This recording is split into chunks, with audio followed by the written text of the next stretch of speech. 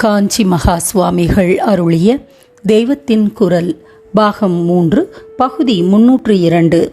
கொசுவும் கேசவனும். லோகத்தில் ஒரு விஷயம் பாக்கி இல்லாமல் எல்லாவற்றையும் பற்றி இப்படி அநேக கவிதைகள் சமத்காரமாக இருக்கின்றன.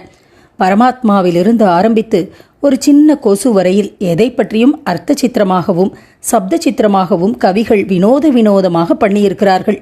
பரமாத்மா, கொசு இரண்டையும் குறிப்பிடுவதாக ஸ்லேடை செய்து கூட கவி இருக்கிறது. ஒரு அர்த்தப்படி சாக்ஷாத் மகாவிஷ்ணுவை குறிக்கும், இன்னொரு அர்த்தப்படி கொசுவை குறிப்பிடும்.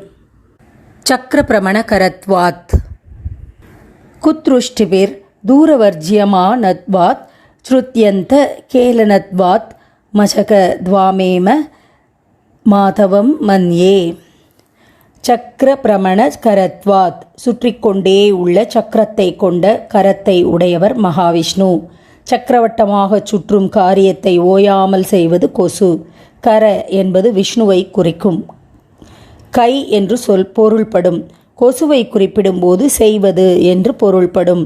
குத்ருஷ்டிபி தூர வர்ஜியமானத்வாத் கெட்ட நோக்குடையவர்களால் நெருங்க முடியாமல் தூரத்தில் விலகியிருப்பவர் பகவான். குத்ருஷ்டிபி என்றால் கண் வலிக்காரர்களால் என்றும் இன்னொரு அர்த்தம். கொசு என்றாலே கண் நோவு உள்ளவர்கள் தூர ஓடிவிடுவார்கள். ஸ்ருத்யந்த கேலனத்வாத் ஸ்ருதி என்றால் வேதம், ஸ்ருத்யந்தம் என்றால் வேதாந்தமாகிற உபனிஷத். உபனிஷத்திலே பகவான் ஆனந்தமாக விளையாடுகிறார். கொசுவை குறிப்பதாக கொள்ளும்போது ஸ்ருதி என்றால் காது, காது நுனி. ஸ்ருத்யந்தம் கொசு நம்முடைய காதோரத்தில் வந்து ஒய் என்று சப்தம் பண்ணி கொண்டு விளையாடி ஹிம்சை பண்ணுகிறது. மசக துவாம் ஏவ மாதவம் மன்யே. ஏ கொசுவே, உன்னையே நான் மாதவனாக நினைக்கிறேன் என்று முடிக்கிறார். சக்கர பிரமணம் பண்ணுவது, குத்ருஷ்டிக்காரர்களை தூரப்போக பண்ணுவது, ஸ்ருத்யந்திரத்தில் விளையாடுவது என்ற காரியங்களை நீ செய்கிறபடியால் ஏ கொசுவே, உன்னையே மகாவிஷ்ணுவாக நினைக்கிறேன். மசக துவாமேவ மாதவம் மன்யே. இப்போது இங்கேயும் கொசு பாட ஆரம்பித்து விட்டது.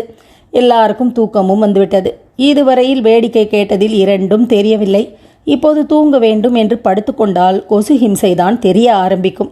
அனந்த சயனமாக படுத்துக்கொண்டு தூங்குகிற பகவான் தான் அந்த கொசு ரூபத்தில் வந்து காதிலே ரீங்காரம் பண்ணுகிறார் என்று நினைத்து கொண்டால் கொஞ்சம் ஹிம்சையை மறக்கலாம். கொசு தொல்லையில் தூக்கம் வராவிட்டால் இந்த கவித்துவ விசித்திரங்களை நினைத்து கொண்டு கொஞ்சம் நிம்மதி பண்ணிக்கொள்ளலாம்.